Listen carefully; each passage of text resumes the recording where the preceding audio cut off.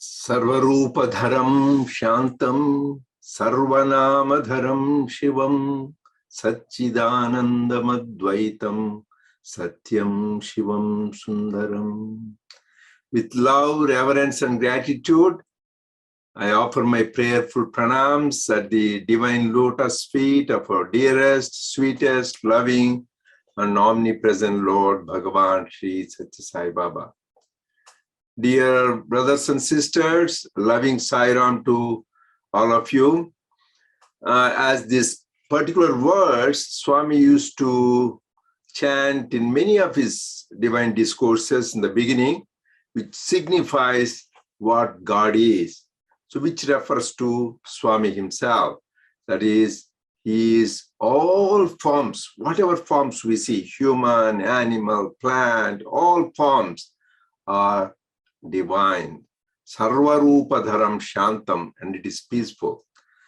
And next, Sarvanamadharam Shivam, all names, whatever names you are, all names are his, and that is auspiciousness. So then that is first you are talking about the name and form, so all names and form. Then you go to the higher stage. The beautiful how in the same couplet what he talks about, Satchidanandam Advaitam Satyam Shivam Sundaram. Ultimately, what is divinity? It is only one, Advitiyam, not two, only one. What is that? Satchidanandam. That is existence, knowledge, and bliss. Also, Satyam Shivam Sundaram. That is truth, goodness, and beauty. That is why, what is the biography of Swami called? Satyam Shivam Sundaram. So that shows this refers to Bhagavan. So this refers to God. And it's so beautiful. Everything about him is sweetness. I was watching this video which you have shown along with the Gayatri, which is wonderful and most powerful mantra. So how Swami, amazing. I couldn't believe. I think many young people could not catch up with him. That you can see some of the young people, I know them there around Raja Reddy, who was related to us, who was along with Swami. And Swami was going so fast up the stairs, almost like running. People had to catch up with. And how among children, they were playing the bhajans, and he was playing the thala with them. And with the ladies giving the saris. That is why he said, among men I am man, among children I am child. So like that Swami was in the yajnas, when they are doing the like yajna purusha, he was doing the yajnas. So he's so beautiful. The more you look at it, there is nothing else, no other practice you need to do. Just look at the beautiful form and his leelas and his gestures. It gives us so much joy. As I'm very happy that I had the opportunity to share Swami's love and blessings with all of you on this auspicious day of Aradhana Mahotsavam. As Sister Anu has mentioned, today also happens to be the Orthodox Easter Sunday. In fact, 24th April 2011, so exactly the same time, it was Orthodox Easter.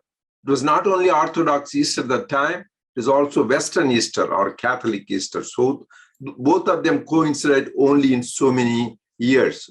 That year it happened to be happen. And it is not a coincidence, it is a Sai incidence, because everything, whatever God plans, when and how to happen.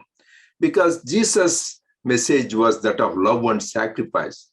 And Swami's life was full of that, how he loved us and sacrificed his life for us, giving us so many blessings, joy, and his grace. And this is the way how we can express our gratitude. As Swami says, any of these special days, you should know the inner significance. Otherwise, they become like any holidays, but they will become holy when we know the inner significance. We all call Aradhana Mahotsavam. What does Aradhana mean? In simple word, Aradhana is worship, adoration. We worship God, and all of us most of the devotees, anywhere, any faith, we all worship. That means sit in front of God, offer flowers, fruits, food, sing his glories. This is all that is good worship. But Swami really beautifully explained what really Aradhana means. So I would request you to refer this discourse Swami gave in May of May 22nd, 1993. Really there what Swami talks about Aradhana. Swami says Aradhana is not just ritualistic worship, offering flowers, food, and singing songs. That's good to do that. So you're expressing your love like that. But real Aradhana is experiencing Atmananda. That is bliss of the Atma. So you are so blissful and joyful. And Swami said, how do you experience this? Swami says the only way to experience is through love, forbearance, and practicing compassion. And also Swami talked about Aradhana there. Ultimately, real Aradhana is seeing that oneness, unity in diversity, Advaita Darshanam, just to experience that is real Aradhana. Also, Swami talks about real Aradhana. If you really want to know, it is nothing better than listening to divine words. On 20th of July, 1996, and Swami went on talking about Aradhana, specifically what is Aradhana means. Swami talks about there are 4 types of Aradhana. You can refer, it is really worthwhile. A lot of us don't go into the depth of Aradhana. Swami says Aradhana is Satyavati, Angavati, Anyavati, and Nidhanavati. So what does it mean? What Satyavati means? So it means Satyavati Aradhana. That means is to be able to see God permeating in every atom and moment. That means Vishwam Vishnumayam. Everything, whatever we see, whether walking, talking, everything is, we should feel that is divinity, not something else. Not only human beings, animals, plants, trees, mountains, lakes, rivers, ocean, everything. So everything we should see as the cosmic form of the Lord. That is the worship we are doing, Satyavati Aradhana. Then second one is some people cannot do that. This is the ultimate. Then Angavati Aradhana, that is worshipping God in the 5 elements, which is obvious. We see that every day. That is why in the ancient times, when they didn't have even idol worship, people worshipped the 5 elements. You worship the earth, you worship the water, and you worship the fire, and you worship the air, and you worship the space. So this is the 5 elements. Actually, it is interesting in India, in South India, we have these Shivalingas called Panchabhuta Lingas, and each one, there is a linga, like for example, in Chidambaram, there is a space linga, Akash linga, they call that. And in Kalahasti, there is Vayu linga, the air as a linga. And in other part of Tamil Nadu, Jambukeshwara linga, representing the water. In Arunachalam, they have got the Agni linga. And also in Kanji, there is Prithvi linga, that is the earth as linga. So to show our ancients, you don't even have a special linga. These 5 elements itself, you can worship because they are nothing but manifestation of God. And all of us are composed of the 5 elements. Nothing exists except these 5 elements. So that is called worship of the Angavati. Then comes Anyavati Aradhana. What is Anyavati Aradhana? Swami says most of us cannot relate to this formless, nameless reality, which is the ultimate truth. As I said, ultimately, everything is not Nama and Rupa in the beginning. Satchit Ananda and Satyam Shivam Sundaram. That is the bottom line. That is it. That is knowledge, existence, and bliss, truth, goodness, and beauty. So that is it. But for that, people like us who have body consciousness, we have a name and a form. So for most of us, it is easy to do this Anyavati. That is where you relate to a name and a form. That's why God has come in his infinite compassion, taking a beautiful name and form, whether Rama, Krishna, Jesus, Buddha, so like our Swami, Shirdi Sai, so that we can have that special relationship to God, that is Anyavati. Then finally, Nidanavati. Here it is, every one of us should know. Nidanavati, Swami says, is nothing but 9 types of devotion, Navavida Bhakti. And any of them can lead us to God, but we can practice combination of all. What are those? Shravanam. First is listening to the glories of God. That is what, just 7 days, and Shuka listened to the glories of, Shuka related the glories to Parikshit. Parikshit heard them, and within a week he was liberated. So that's the power of listening to the glories of God. So then Kirtanam, just singing the glories of God.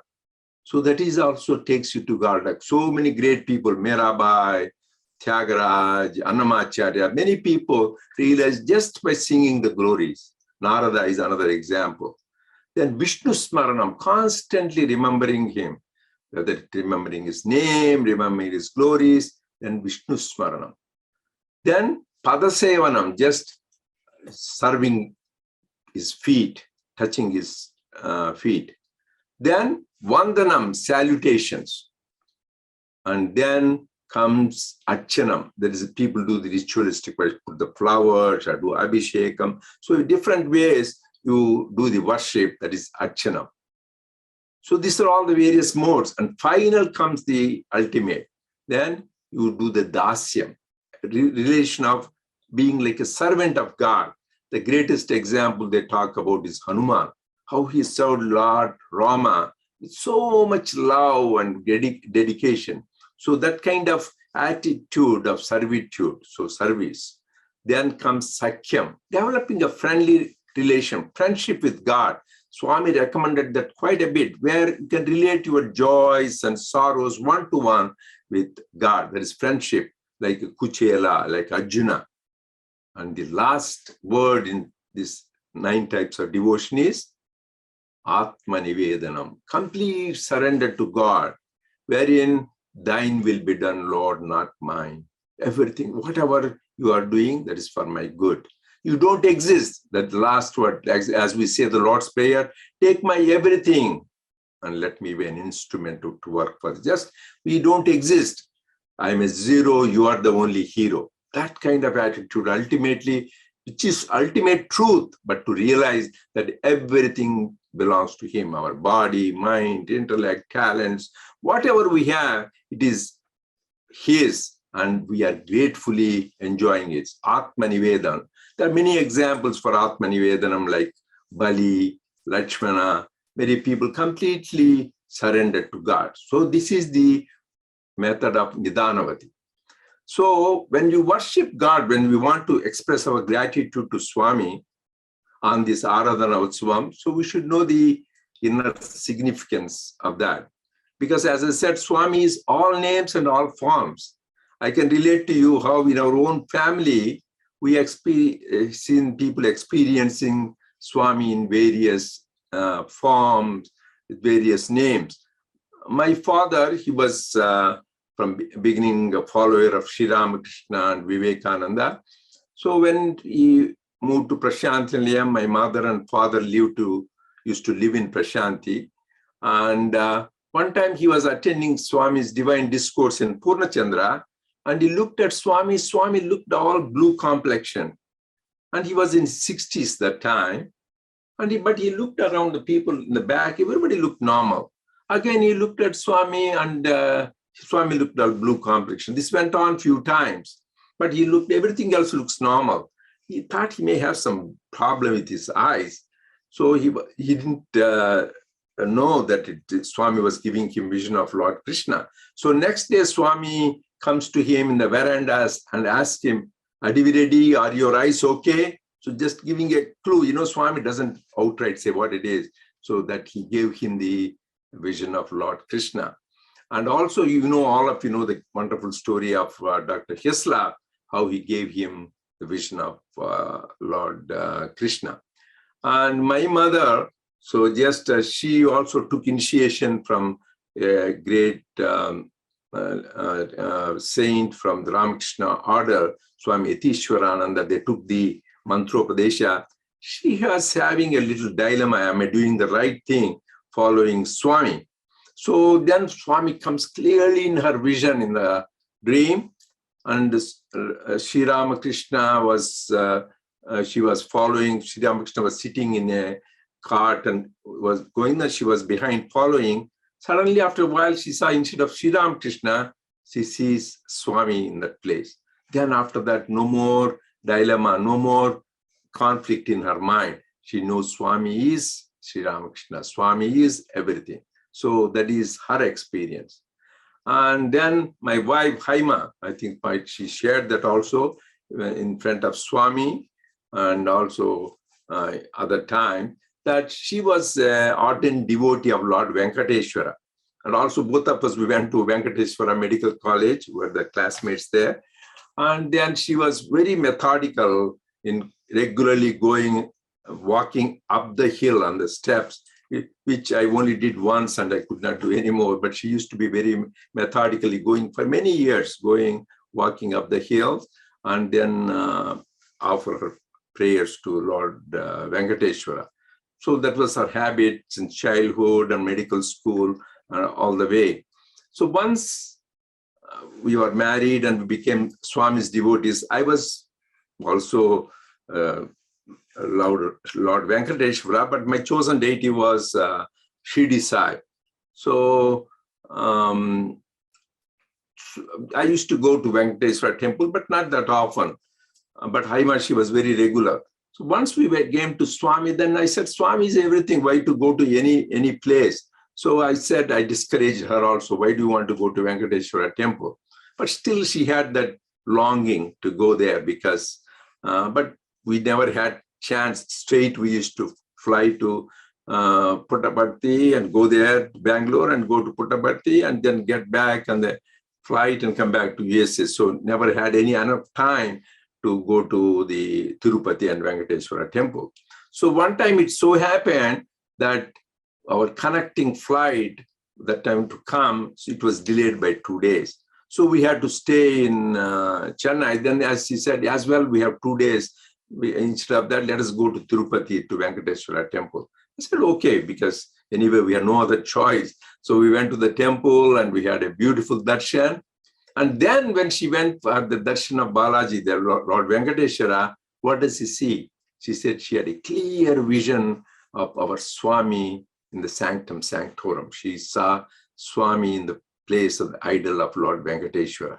After that, no more dilemma, no more confusion. She had no more guilt complex. Oh, I didn't go and see Lord Venkateshwara. It's a similar experience you can see in Loving God. You can read about Professor and Kasturi. He had similar experience to show that Swami is all names and forms. You can see Swami gave people the vision of Ganesha, vision of Subramanyam, people Jesus, Buddha. Actually, interesting, I can share you one few beautiful instances.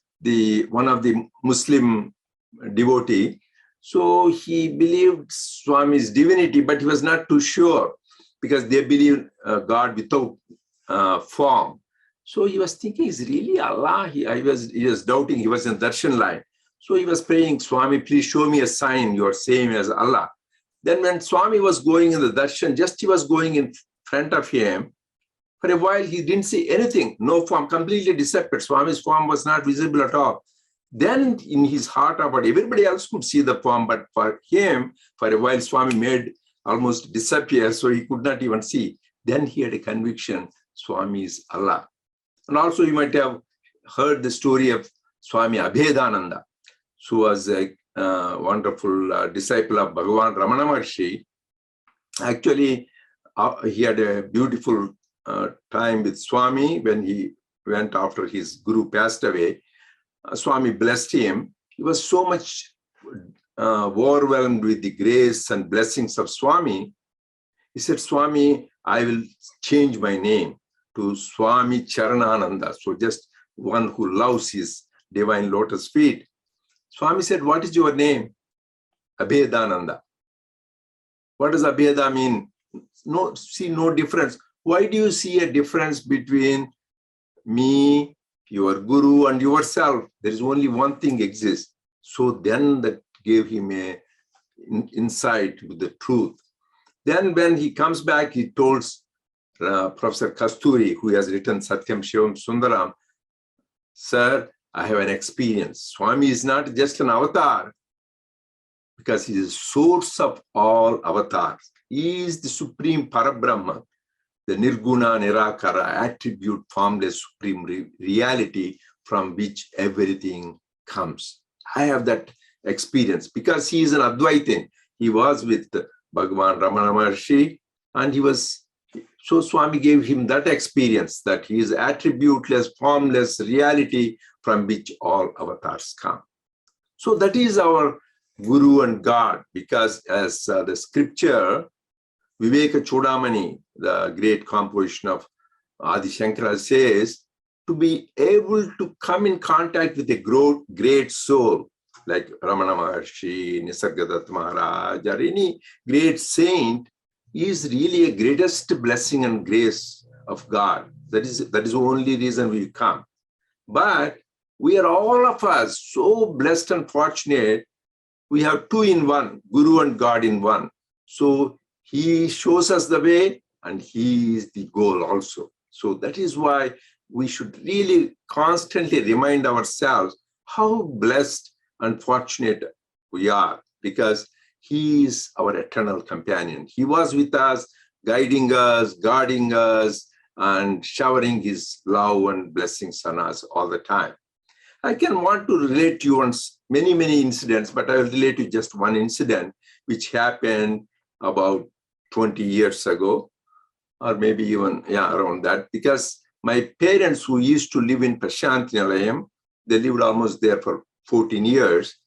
Then Swami finally told them to move to Los Angeles because it is better. We are doctors, they can take care of you guys because you're in old age. First, I was thinking, my God, this is the holy place and Swami is there. Why does he send?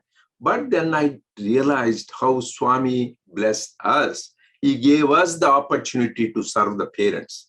Swami said, as parents, pay the rent, take care of them. So that is the greatest blessings of the Lord, when you have the opportunity to serve your parents. So that we were very blessed and fortunate.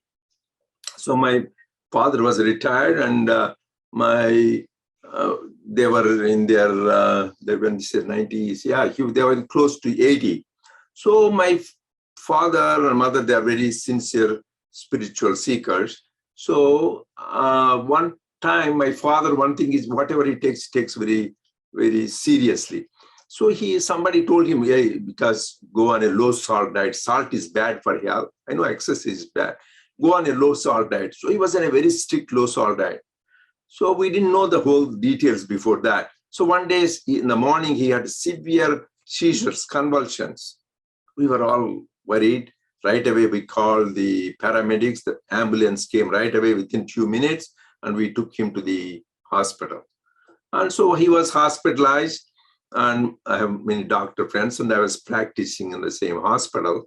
So, and they said, at this age, if somebody has convulsion seizures, that is usually due to either a brain tumor or a major stroke. So we were really sad and concerned. And then meanwhile, I faxed a letter to Swami about the condition. Swami, please help. And this is when Swami was in his physical form. And then my mother went to the puja room, and she was praying hard and holding on to Swami's feet. So once we did all the tests, we did the MRI, brain scan. I thought there will be something showing up. Nothing, everything was normal. We were happy. Then we did the blood test. The blood sodium was so low. They were wondering how could he even be around. So people who are doctors, who are, I think, it was almost 105 or 110. So then he was given intravenous saline, that is salt, and within 24 hours, he was back to normal. So he was soon discharged and came home. We were all very happy. So Then few weeks later, our usual trip to Prashant, we went there. And then we expressed gratitude to Swami for saving my father from the major crisis. Swami said, what can I do? Your mother was intensely praying and she was holding my feet so tightly. I have no choice, but I have to take care. So this shows his omnipresence. So even though you are in a Los Angeles area, in your puja room, holding onto the feet, he knows. So he's showing that there's only one God that is omnipresent. He is omnipresent. And also, he always listens to our sincere prayers. So if you pray sincerely and intensely, he hears. So that is the wonderful experience that, like that, Swami saved us in many, many situations. But he not only saved then, he continues to guide us now, and he will do that forever. So that is my favorite way I call Sathya Sai, the eternal companion.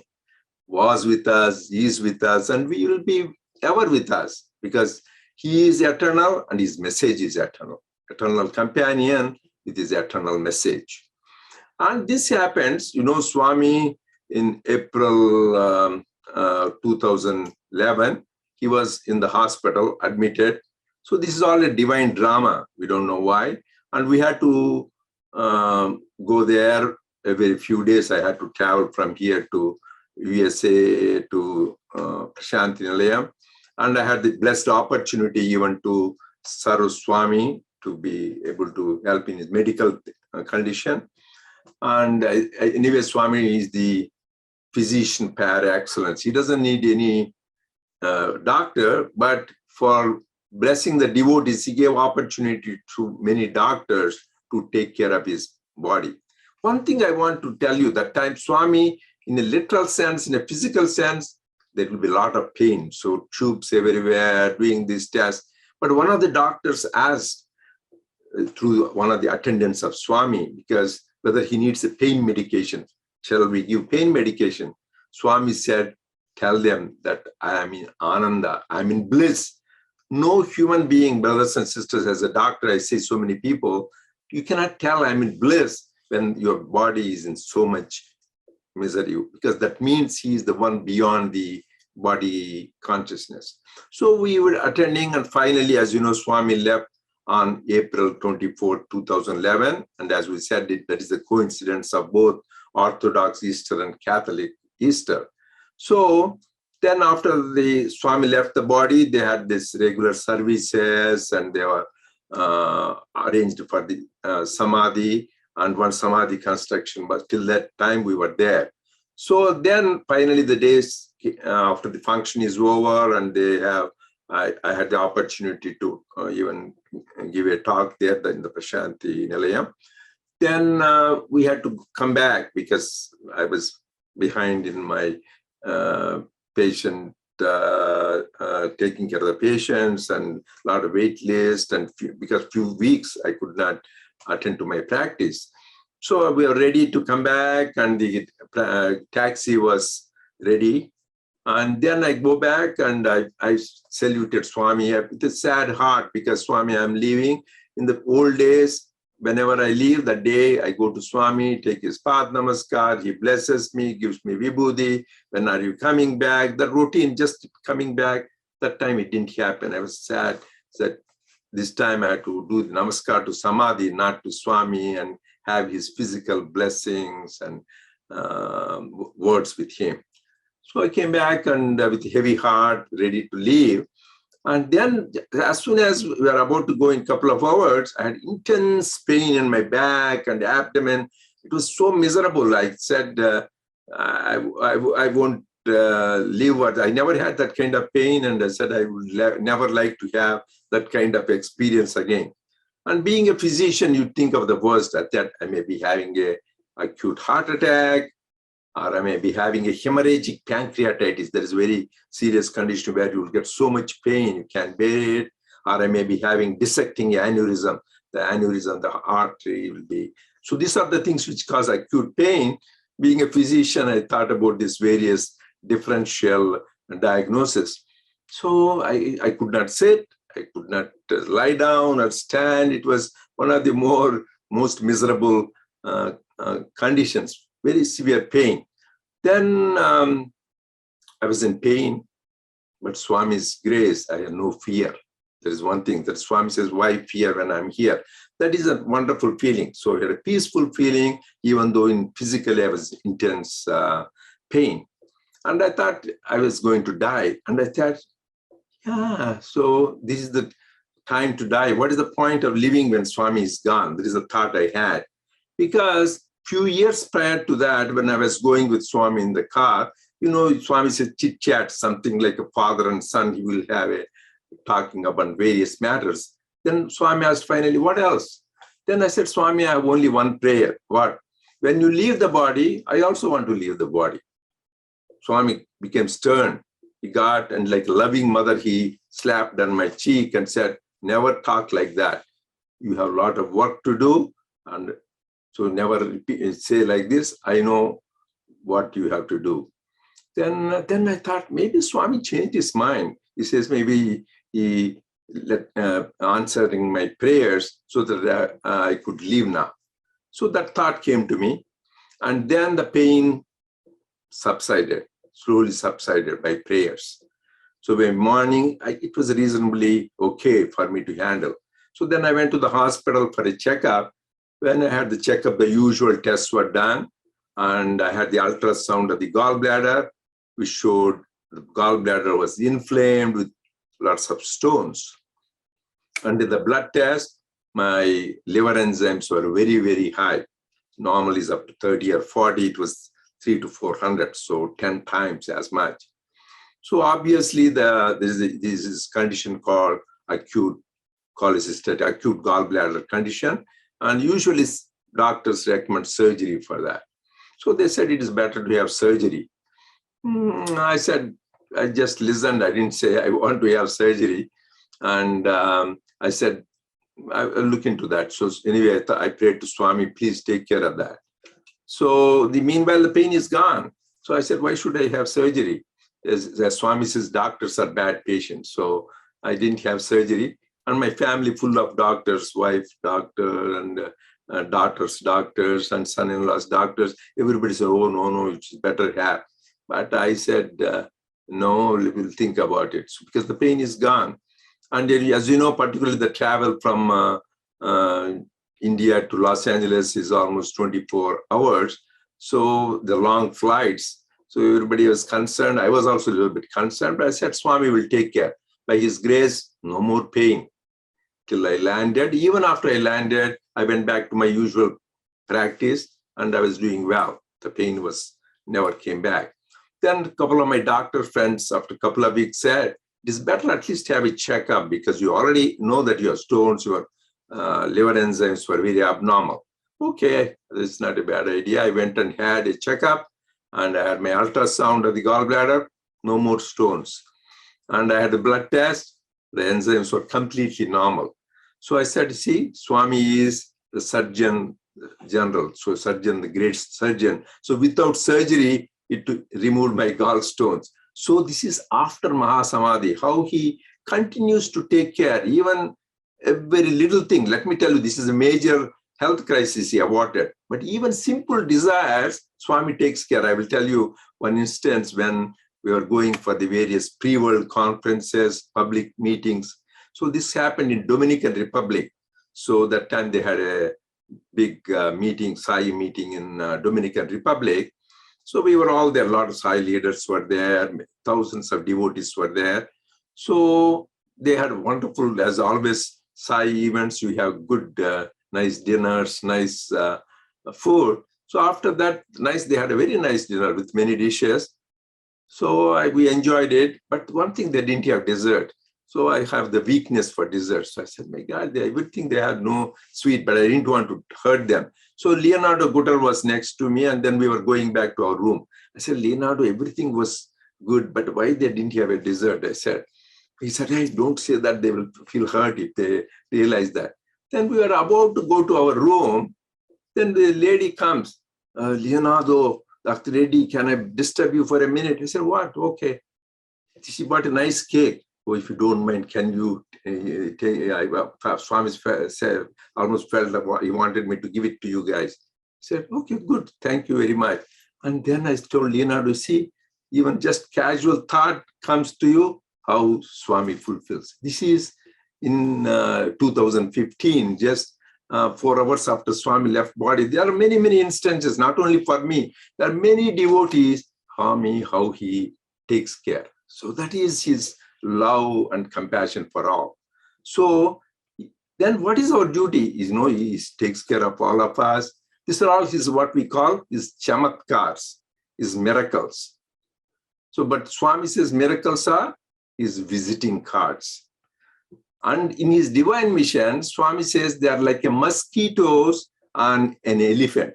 Sometimes, most of the time, we all love the miracles, but sometimes we get carried away. Oh, the Vibhuti coming, Kumkum coming, Amrit comes, or this miracle happened. Yeah, sure, we all enjoy the miracles, but that is only the beginning. Swami says, as he himself said, they are just like the visiting cards. They are just like mosquitoes and his huge elephant in the divine mission. Then what is the purpose of miracle? Swami himself gave the answer. There are 4 steps. First is chamatkar, he calls, that's miracle. Then it should lead to samskar, transformation of the heart. That should lead to paropkar, that means service. And finally end in sakshatkar, self-realization. That is the purpose. I know we all come to God to fulfill our desires, or take away our afflictions, sorrows. That is also bhakti. That's why Lord Krishna said there are 4 types of devotees are had. Artha, Arthati, Jijnasu, Jnani. That is people who go when they have troubles, health problems, financial problems, family problems. That is one kind. And some people go for some success in business, getting a promotion job. That is another kind of devotees. And there are some people who go as a curious, jijnasu. But really the one is, jnani is the real bhakta. That is ultimately he wants us to go there. Don't get stuck always, I want this, I don't want this. That is not the thing. Love for love's sake, that is where we should end. Then we will always be in bliss. Otherwise, some problem comes, he will take care. Then something else will come. That is the nature of the world is, there will be some problem. That, as Lord Krishna says, anityam asukham lokam. This world is temporary and a lot of pain. So there is a nature of the world. There is nothing. So, but instead of taking care of one problem, there will be something else. So we should pray to God for atyantika dukkha nivruti. That means cessation of suffering once for all. There is no more, always you are in bliss. Having attained which state, there is nothing more to attain. You are always happy. That is the state of a Paramahamsa or a great master. They're always happy. They're always in bliss. That is a state called Adishankara, Nandati, Nandat, Nandatyava. They will be always dancing in joy and bliss. That is the stage you have to do. So first from the Chamatkar, you should go to Samskar, transformation. What does transformation mean? Swami made it very simple. Get rid of your negative qualities. And repeatedly Swami says the 6 inner enemies. Kama, Krodha, Lobha, Moha, Mada, Matsarya. That is desire, anger, greed, attachment, jealousy, pride. So all these negative qualities you should get rid of. You may think, my God, so many things, so many enemies, it looks very hard. It is very easy. So the enemies may be 6, but there are only 5 things you need. What are those? 5 fundamental human values. That is Satya, Dharma, Shanti, Prema, Himsa. Truth, right conduct, peace, love, and non-violence. And you don't need even to remember all the 5. Swami says, just love. Because love is the way. Swami says, if you have love, you have everything else. Like you have 1, any number of zeros have value. If you don't take away that 1, zeros are 0. Similarly, if you have love, you have everything else. That is why Jesus said, seek ye the kingdom of God.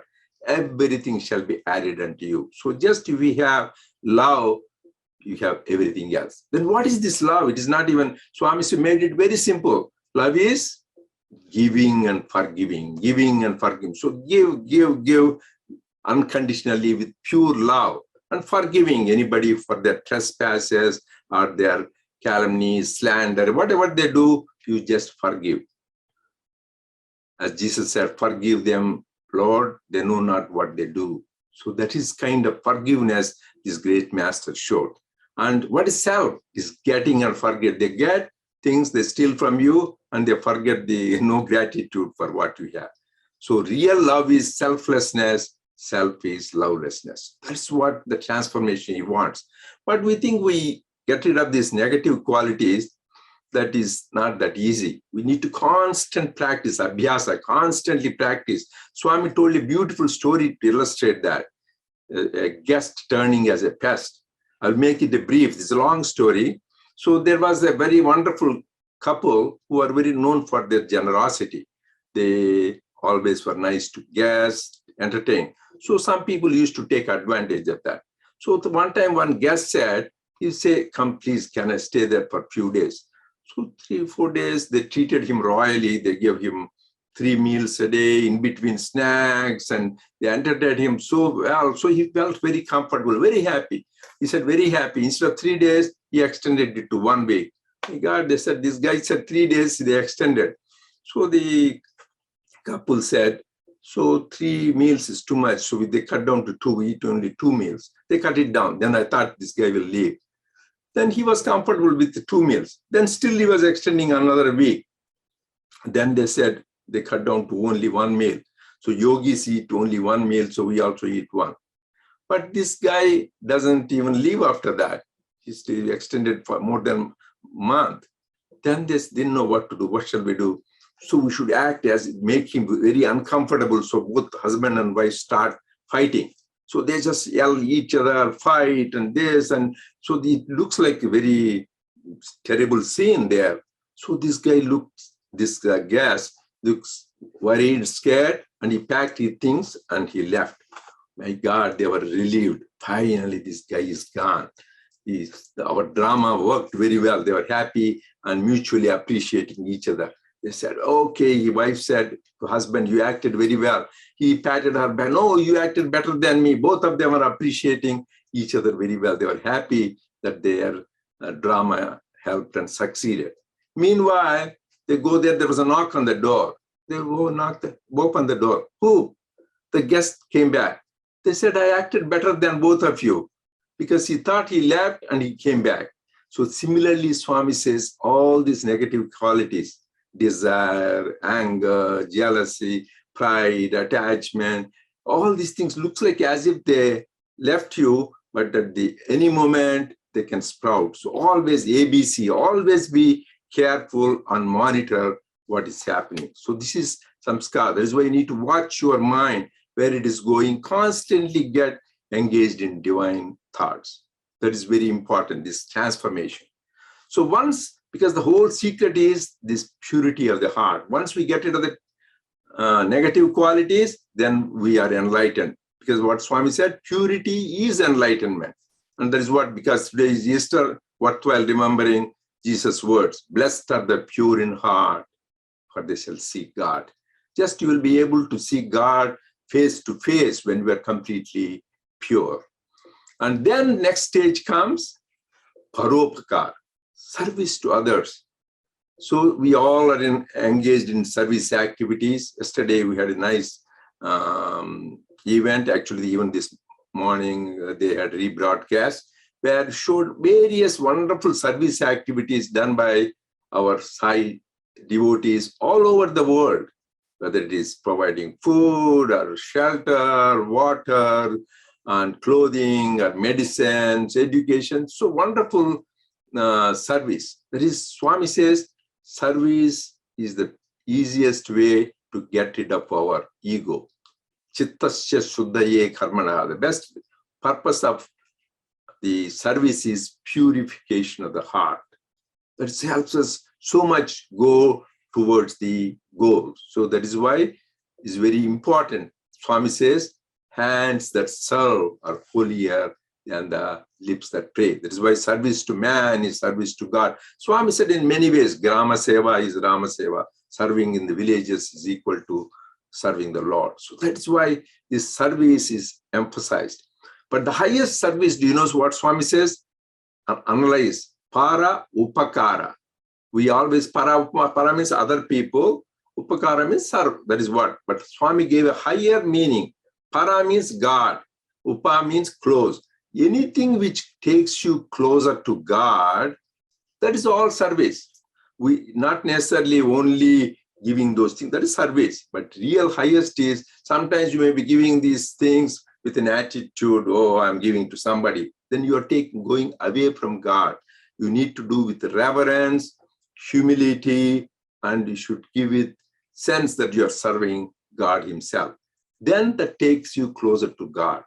That is there is a lot Swami talked about service, so we don't need to, but that is the thing which is important. So the transformation should take us how we can serve others. It could be just a friendly gesture, it could be a kind word, and ultimately talking about God and his Leelas. That itself is a great service. As I said, Sage Shuka talked about Leelas of Lord Krishna to Parikshit, and it got him liberated. So that is what, even you talk about God, that is a great service. It makes joys to people.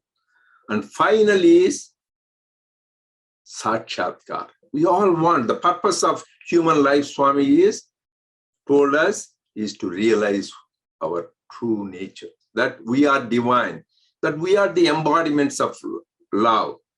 But what do we have to do? We have to do nothing. That is what Shirdi Baba beautifully said in one of those explaining the slokas in chapter 4, sloka 34, Tadvidhi Pranipatena Pariprashna. It's a long discussion where he says, Guru doesn't come and give you jnana, just he removes you ajnana. So just all this, like sun is there, it always shines. The clouds are gone, sun shines. Similarly, what all our spiritual practices is taking away this negativity, because so that we remind ourselves who we are. That is why the beautiful bhajan, remind me, my Lord, remind me who I am. That is the purpose. And then we know we are that already, but we forgot. We forgot our reality, and the Guru comes and reminds us by removing all this negativity and ignorance. That is what our Lord does. So actually, Swami said that also a beautiful story. I will conclude with that. The story of the lion and the cub and the sheep. So there is a lion, it was a lioness. She gave birth to a baby cub, and it was old and sick, she died. So meanwhile, a shepherd, he found this baby lion. So he took the baby lion and he brought it up along with the other sheep. It grew up among them, eating grass, bleating like sheep. Everything was going on.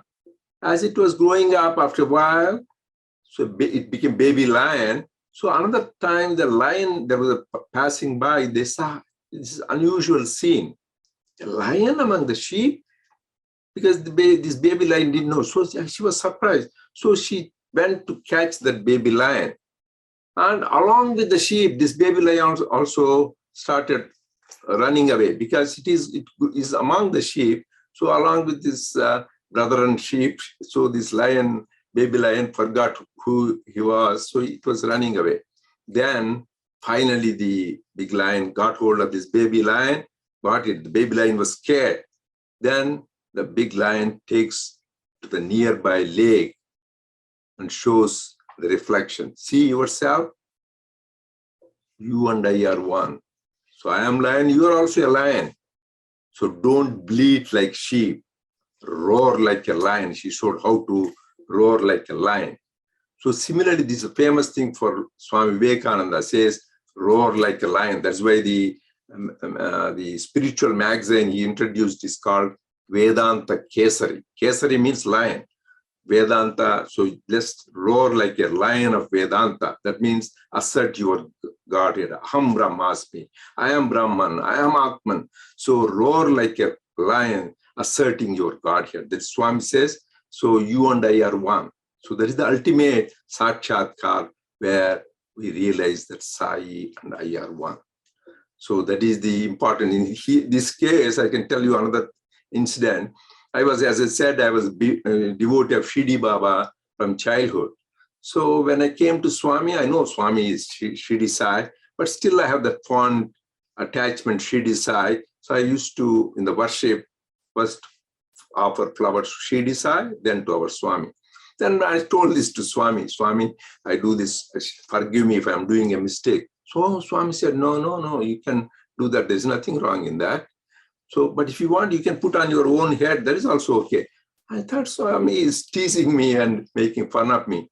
Then after contemplation, I realized that is the ultimate truth. We are divine. You can put flowers. Actually, Sri Ramakrishna, in his God intoxicated state, when he was a priest, he used to put not only flowers on Mother Kali and himself. People think he's a madman because he saw himself as divine. That is the ultimate sting. Another time I was going with Swami in the car. You know, when Swami is going in the car in Prashanti Nilayam, people, I don't know, come lined up along the streets. They throw the flowers on Swami's car.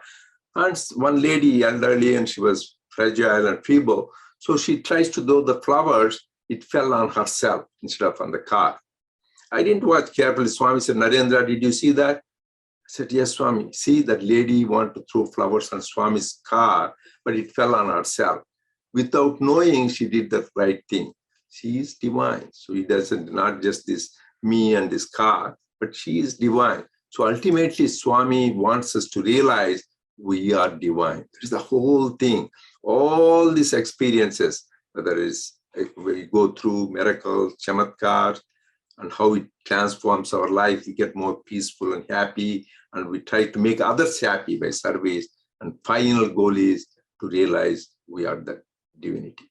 So I pray to Swami to bless all of us so that we get self-realization, or we realize we are the embodiments of love, Atma, in this very lifetime. Thank you for the opportunity. I thank Swami, all of you, for the opportunity to share his love and message with you. Jai Sai Ram.